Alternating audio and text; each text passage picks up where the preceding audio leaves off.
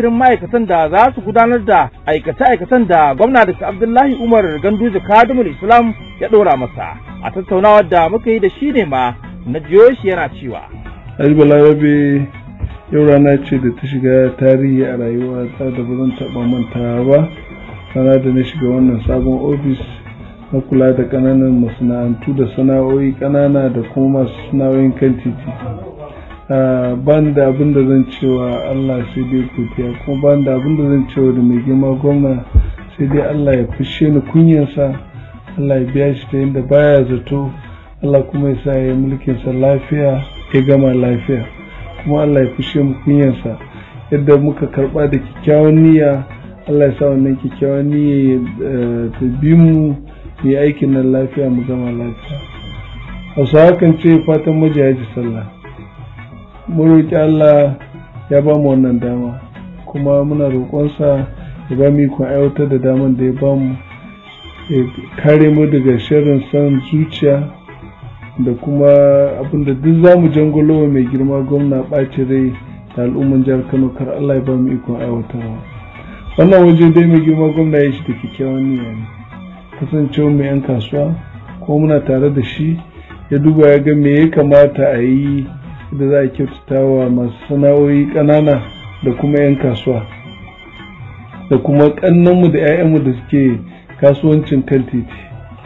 Ya za a kyautata, ya za a rage su a kan titin nan ba tare da an musguna wa kowa ba. Ka san gwamna na da al'ada ɗaya, da abin da zai yi baya so ya takura wa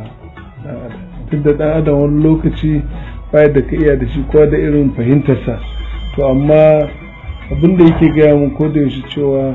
duk lokacin da za a tafi ayyuka, duk kuma abin da ake gani na gyara ne za a yi a rinka yi a hankali yadda ba za a saba wa mutane ba, kuma kar a bari yadda abubuwa za su kasance. Saboda haka gaskiya ma Balarabe muna da aiki babba a gaban mu, amma na tabbata jama'ar mu Kano gari ne na kasuwanci, Kano gari ne na masana'antu, amma duk mai hankali ya san cewa ƙananan masana'antu da sana'o'i da kasuwanninmu suna buƙatar kulawa ta musamman. To kulawa nan ba zai samu ba sai mun samu haɗin kan abokanan sana'o'inmu da abokanan ayyukanmu. Tunda kaga idan kana da buƙatar gwamnati ta zo ta taimaka maka, ta kawo maka yanayi mai kyau da wanda bature ke ce enabling environment, za ka zo ka aikin nan, ka san kana buƙatar wuta, kana buƙatar ruwa, kana buƙatar titi da sauransu. To yana da kyau ya zama masu sana'o'i ƙananu da sauransu da kowa ke da buƙatar tallafi na gwamnati da yake ganin kuma akwai abin da ya dace gwamnati ta yi, to sai a taimaka wa gwamnati rumbun dokokinta da kuma wurin kyautata mu'amala da gwamnati. Shine ka san dai duk wayannan abubuwa da lissafa maka kamar ruwa, wuta, tituna ba za su samu ba sai da kuɗi, kuma kuɗin nan dole sai da biyan dan haraji da ya kamata a rinka biya. Duk da dai harajin nan bai kai ya kawo ba da ake ƙananan, amma shi rafi da ɗigo idan ruwa na ɗiga yau da gobe to sai ya cika abin da duk kake nema ya cika maka. So mutane su taimaka wurin kiyaye wannan haƙƙi na gwamnati. Matuƙar za a ba da wannan, to mutum ma in ya san yana sauke wannan nauyin yana da ƙarfin gwiwan da zai zo ya ce ni ya kamata a yi mun abu kaza. To amma kar ya zama gwamnati ta je ta ƙoƙarin kafa abu na ci gaba, wanda muna da tunanin insha Allah wannan masu ƙananun sana'o'i na kan tituna da sauransu, akwai abin da bature ke cewa cluster, wato ka tattare masu sana'a iri ɗaya zama suna rukuni guda, kai musu rukuninsu guda, ka ba su wuta, ka ba su ruwa, ka ba su kuma hanya da za ta tafi, sannan kuma in ma da tallafi a taimaka musu yadda za a yi samu su wannan, musamman wannan kanne da yayaye namu da suke kan sana'an kan titi da sauransu. So wannan Allah ya danna gani in dai za a ba mu haɗin kai kuma za a yi ƙoƙari a kiyaye, insha Allah gwamnati a shirye take da ta taimaka. Kuma kamar maganan kasuwanninmu in ba a manta ba, ka san watannin baya mun yi ƙoƙarin shirinmu na mu leƙa kasuwanninmu, wanda kusan wannan shiri namu na mu leƙa kasuwanninmu zai ci gaba. Shine taken wannan ma ofis, mu leƙa kasuwanninmu. tunda harkokin masana'antu da kasuwancin kan titin ai duk kasuwa ce. Saboda haka wannan shiri da wannan suna da muke amfani da shi na mu leƙa kasuwanninmu zai zama take ne na wannan ofis. Insha Allah su muke so mu ci gaba da yi, kuma kamar yadda ka sani lokacin da akwai shirye-shirye da muka yi tare da kai Malam Abubakar wanda ka san ya tasiri kwarai, kuma mai girma gwamna ya murna da wannan abu da muka yi lokacin campaign. Ka san mu rinka zuwa muna tambayan al'ummomin kasuwanni menene matsalarsu a kasuwanninsu. Za ka ga abin da zai baka tausayi shine akwai inda muka tafi da ku ake ce mana suka ce rabansu da su ga wani wakilin gwamnati tun mai girma gwamna yana kwamishinan ayyuka a kasuwar jajaye,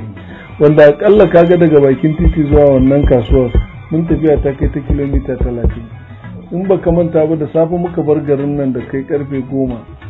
sai ana kiran sallah magarba muka shiga kasuwa. To kaga wannan ganinmu ya sa mutanen suka ji daɗi, wanda kuma alhamdulillah muna alfahari da wannan ziyarce-ziyarce da muka yi na kasuwanni sun taka rawa kwarai, sun yi tasiri wurin ƙaunar mai girma gwamna da jefa masa ƙuri'a, musamman mutan ɗan gora. Kaga sharar da muka je muka tarar shekara da shekaru ba a taɓa kwashe ta ba. Mai girma gwamna muna zuwa muka gaya masa cewa mun je kwanan ɗan gora mun tarar da sharan ɓawon rake a tashan motarsu ta fi shekara 20 ba a kwashe ta ba. Ya ce nan da nan ya sa aka kiran manajin darakta na Remasaf ya ba shi umarni, wanda kaga a ka'ida motocin Remasaf ba sa barin birnin Kano,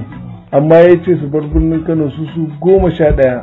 aka tafi kwanansu kusan 16 ne ko 17 suka tafi suka je garin nan ba su baro garin nan ba sai da suka kwashe sharan nan sun yi sawu ya fi 100 da wani abu. Kuma da yake an samu 'yan halak ne mutanen kwanan ɗan gora su suka ɗauki nauyin makwancinsu, ma'aikatan da abincinsu da komai su suka ringa ɗawainiya da su. Wannan abu ya ma mai girma gwamna daɗi, kuma har yanzu wannan ya saka ƙauna ta shiga tsakaninsu da wannan ofis da muke ciki, wanda yau dinnan na tabbata suka ji wannan program ba za su ji daɗi ba, domin mun yi alkawari da su duk lokacin da zan tare a wannan ofis sun ce ofishinsu ne da su za a rakiya. To amma ina so in sun ji wannan sako su min afuwa. Yanayin rayuwar yau da kullum ita ta saka na kiyarda na sanar zan zo ofis, saboda in na ce zan tare wannan abokanan mu'amalarmu na mu leƙa kasuwanninmu suka ce da ƙananan hukumomin da muka je akalla cikin ƙananan hukumomi 44 mun je kusan 20 da wani abu. To idan yanzu wannan 20 da wani abu suka ce saboda kyautata musu da aka yi da zuwa da aka yi wurinsu aka taɓa hali za su zo a rakoni, ai ban taimaka musu ba. Musamman yanayin yadda wasu na nesa, wasu kuma yanayin rayuwa ka ce mutum ya baro ya taho ba a yi adalci ba. To wannan shi yasa na ki sanarwa, amma a yi haƙuri, kuma za mu ci gaba da wannan ziyarce-ziyarce daga inda muka tsaya. Kuma alhamdulillah yanzu mun riga mun yi identifying kamar kasuwanni 3 na rukuni 3 da muka jeje, mun ɗauki ɗaya daga cikin Allah yadda mai girma gwamna ya ba mu umarni a ɗauko za a fara samfur yadda za a tafi da maganan duba kwatan nan da muka gani, da kuma wannan rumfuna da ban manta ba a ta kai ne sai ba mu labarin cewa rabansu da wannan rumfan a taba tun lokacin Audu Bakoko da aka yi ta. To har rumfunan ma sun baje babu su. To kuma ina ga mai girma gwamna hankalinsa ya tashi, ya ce ya aka yi gane ci to mu dai mai girma gwamna abin da muka gani kenan, muka nuna masa hoto ya ce to in Allah ya so yarda za mu ga ya za a yi a tafi kowace kasuwa a yi kokari a ga an yi rumfan nan 2 ko 3